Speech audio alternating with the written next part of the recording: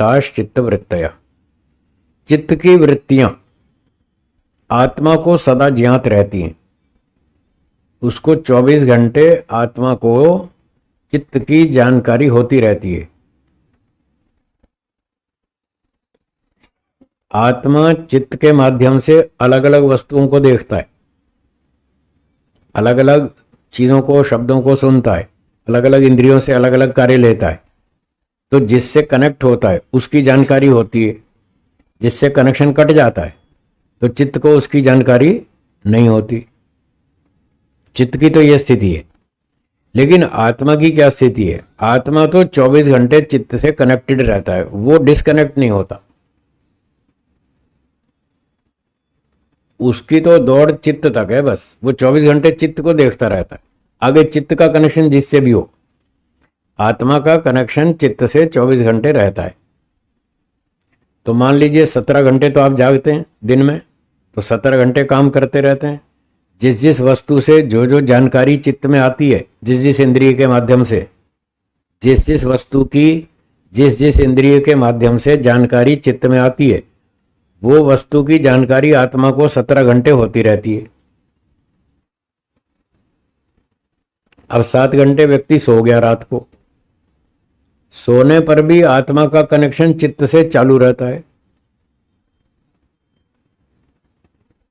आत्मा का कनेक्शन 24 घंटे चालू रहता है। बाहर की चीजों से 17 घंटे चालू रहता है। 7 घंटे हम सो जाते हैं, बंद कर देते हैं, बाह्य जानकारी बंद हो जाती है, पर चित्त की आंतरिक जानकारी फिर भी चालू रहती है। सोते समय आप सुख का अनुभव करते हैं, कभी दुख का अनुभव करते हैं। जब अच्छी नींद आती है तो सुबह उठकर बोलते हैं, वाह मजा आ गया, आज तो बढ़िया नींद है। ऐसा कभी कभी बोलते हैं कि आज तो बहुत मजा आया, बढ़िया नींद आई। इसका मतलब रात को 7 घंटे सोते समय आपने सुख का अनुभव किया है। यदि अनुभूति न की होती सुख की तो सुबह उठकर ये कैसे बोलते कि आज तो बहुत अच्छा बढ़िया नींद आई? अब कैसे बोलते ये बात? जो व्यक्ति ये बात बोलता है आज तो बहुत बढ़िया नींद आई, इसका मतलब सोते समय उसने सुख का अनुभव किया है। इससे सिद्ध हुआ कि सोते समय भी आपका चित्त से कनेक्शन चालू था। बाहर से इंद्रियों का कट गया, इसलिए बाहर की जानकारी बंद हो गई, लेकिन अंदर चित्त के साथ कनेक्शन चालू था आत्मा का, उसकी जानकारी हो रही है। कभी कभी अच्छी नींद नहीं आती, मच्छर काटते हैं। रात को गर्मी का मौसम है, लाइट चली गई, पंखा बंद हो गया और मच्छर काटते हैं। फिर सुबह उठ के कहते हैं साहब आज मजा नहीं आया, आज मजा नहीं आया, आज सुख नहीं मिला, आज तो बस ऐसे ही दुखी परेशान होते रहे, ऐसे ही करवट बदलते रहे, अच्छी नींद नहीं आई। उस दिन आपने रात को सोते समय दुख का अनुभव किया, तो सुबह उठ के बोलते हैं कि आज मजा नहीं आया, आज अच्छी नींद नहीं आई। तो इसका अर्थ क्या हुआ कि आत्मा का तो 24 घंटे चित्त से कनेक्शन चालू रहता है, चाहे वो जागता हो, चाहे स्वप्न देखता हो, चाहे सोता हो। सपने भी देखते हैं हम, रात को देखते हैं ना, स्वप्न देखते हैं, तब भी तो मन में वो संस्कार जाग रहे हैं जो स्वप्न के रूप में आपको दिखाई दे रहे हैं। तो आत्मा का चित्त के साथ तब भी कनेक्शन चालू है, चाहे स्वप्न अवस्था हो तब भी चालू है, निद्रावस्था हो तब भी चालू है, जागृत अवस्था हो तब भी चालू है, 24 घंटे चालू है। इसलिए कह रहे हैं सदा ज्ञाताश्च चित्तवृत्तयः। आत्मा को 24 घंटे उसकी जानकारी होती रहती है चित्त की, उसका सीधा कनेक्शन चित्त के साथ रहता है। तत्प्रभो पुरुषस्य, पुरुष आत्मा वो चित्त का प्रभु है, स्वामी है, मालिक है। जैसे आपकी कार के मालिक आप हैं, 24 घंटे कार आपके पास है, आप जब चाहे यूज करो, जिधर मर्जी चलाओ, वो आपकी संपत्ति, आपने खरीदी है, पेमेंट की है, कार खरीदी है, तो कार अब आपकी सेवक है, आप जिधर मर्जी चलाओ उसको। तो हमने भी ईश्वर को पेमेंट की है और चित्त खरीद लिया। वैसे है तो भाड़े पर खरीदा तो नहीं है, भाड़े पर है। कुछ लोग अपनी कार खरीद ले लेते हैं, कुछ टैक्सी में बैठते हैं, वो भाड़ा दे के अपना काम कर लेते हैं। इतने पैसे नहीं है जेब में खरीद सके, तो भाड़ा देकर टैक्सी में अपना काम चलाते हैं। तो हमने ईश्वर को भाड़ा दे रखा है, ईश्वर ने हमको टैक्सी, चित्त वाली टैक्सी भाड़े पर दे रखी है। कौन सा भाड़ा दिया था? कर्मों का। हमने कुछ कर्म किए और ईश्वर ने हमको कर्मों के आधार पर चित्त दे दिया, बुद्धि दे दी, शरीर दे दिया, इंद्रियां दे दी। ये सब हमने भाड़े पे ले रखी टैक्सी। उसमें ये बहुत सारे काम अवयव हैं जो काम करते हैं। तो जब हमने चित्त को भाड़े पर ईश्वर से ले लिया तो अब तो हम टैक्सी में बैठ गए, तो जिधर हम चाहेंगे टैक्सी उधर ही चलेगी ना। उतनी देर के लिए तो हम उसके अधिकारी बन गए जितनी देर तक हमने भाड़ा दे रखा है।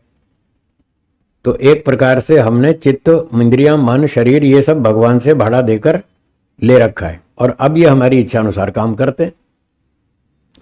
तो आत्मा अपनी इच्छा अनुसार चित्त से काम लेता रहता है। इस अर्थ में उसको तत्प्रभो, उसका प्रयोग करने का अधिकारी, ऐसा शब्द बोला गया। तो पुरुष उस चित्त का अधिकारी है। वो 24 घंटे अपनी इच्छा से चित्त से काम लेता रहता है, चाहे स्वप्नावस्था करे, चाहे वो निद्रावस्था करे, चाहे वो जागृत अवस्था करे, जो भी करे उसको पूरा अधिकार है, पूरी छूट दी हुई है ईश्वर ने। और क्योंकि पुरुष अपरिणामी है, क्या बोला? पुरुष अपरिणामी, देखिए सूत्र में लिखा है अपरिणामित्वात्, पुरुष अपरिणामी है, उसमें कोई परिणाम नहीं होता, कोई चेंज नहीं आता। क्यों नहीं आता? क्योंकि आत्मा पार्टिकल लेस है, उसमें टुकड़े नहीं है, अवयव नहीं है। चित्त पार्टिकल वाला था, 3 पार्टिकल्स थे सत्व रजतम, इसलिए उसमें चेंज आता था, कभी सत्व प्रधान, कभी रजोगुण प्रधान, कभी तमोगुण प्रधान। तो चित्त में तो चेंज आता रहता था, पर आत्मा में तो पार्टिकल ही नहीं है, इसलिए उसमें कोई परिवर्तन नहीं आता, वो सदा एक जैसा रहता है। अच्छी सूचना मिले, अच्छा समाचार मिले तो सुखी होता है, खराब समाचार मिले तो दुखी होता है। सुखी दुखी तो होता है, उसके बावजूद भी उसमें कोई फिजिकल चेंज नहीं आता, कोई भौतिक परिवर्तन नहीं होता, क्योंकि उसमें पार्टिकल्स नहीं है। बड़ी विचित्र बात।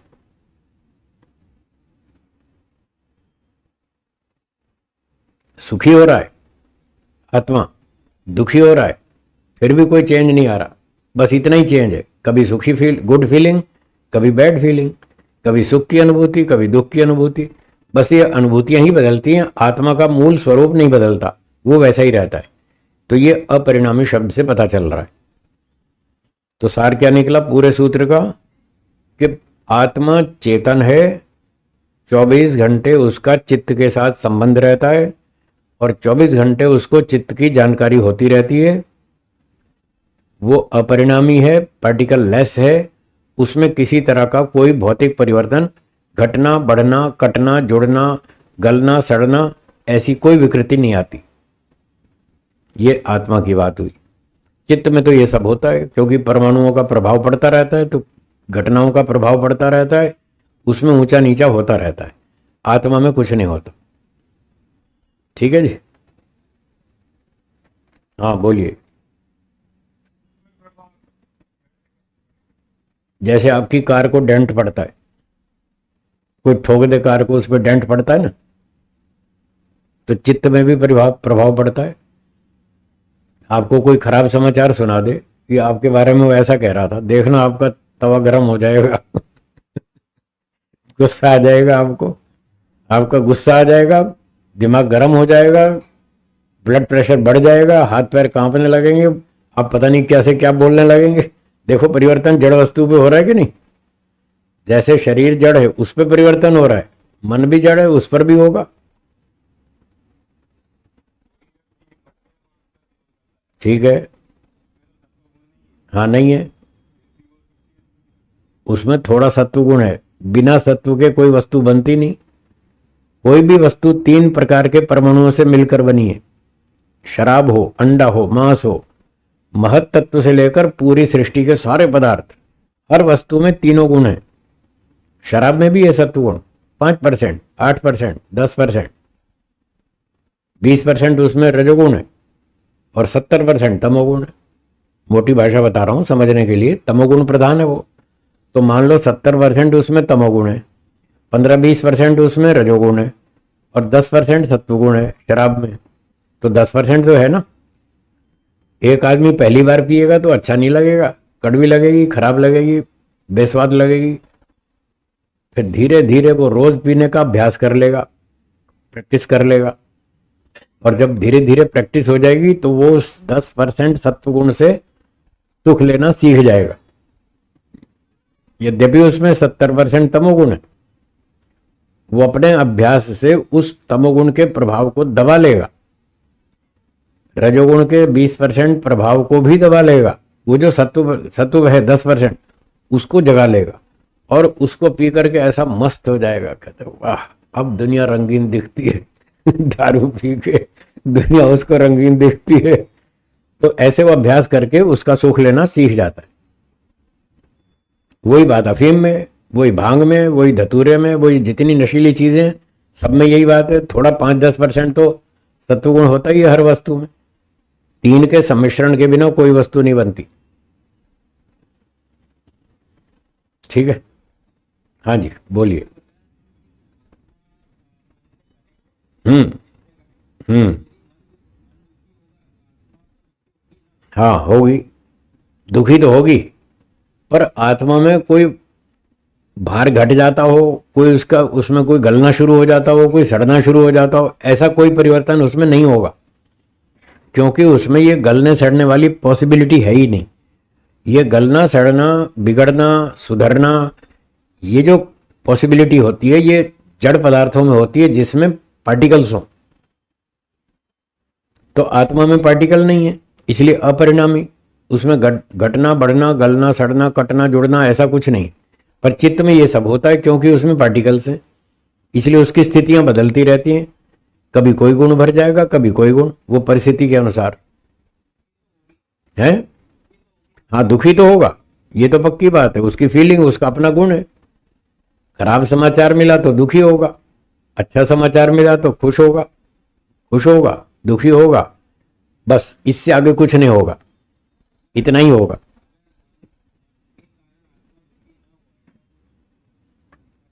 हाँ ऐसा ऐसा भी हो सकता है, वो एक सीमा तक हो सकता है। जिस आत्मा का तत्व ज्ञान जितना अधिक होगा, क्या बोला, उतना उतना वो मन को कंट्रोल कर लेगा और दुखी नहीं होगा। खराब सूचना मिलने पर भी दुखी नहीं होगा, वो उसको कंट्रोल कर लेगा। मानसिक दुखों को आत्मा पूरा पूरा कंट्रोल कर सकता है अपने तत्व ज्ञान के आधार पर। जैसे आम आदमी को छोटी सी बात पे गुस्सा आ जाता है, उसका मन खराब हो जाता है, मूड खराब हो जाता है। तो जो योगाभ्यासी है, तत्वज्ञानी है, वैरागी व्यक्ति है, वो उसको छोटी मोटी बात सुना दो, उसको कोई असर नहीं होगा, वो उसको कंट्रोल कर लेगा, उसको कोई फर्क नहीं पड़ेगा, एक सीमा तक कोई फर्क नहीं पड़ेगा। और जिसका जितना ज्यादा तत्व ज्ञान ऊंचा ऊंचा होता जाएगा, वो उतना उतना ज्यादा कंट्रोल कर लेगा।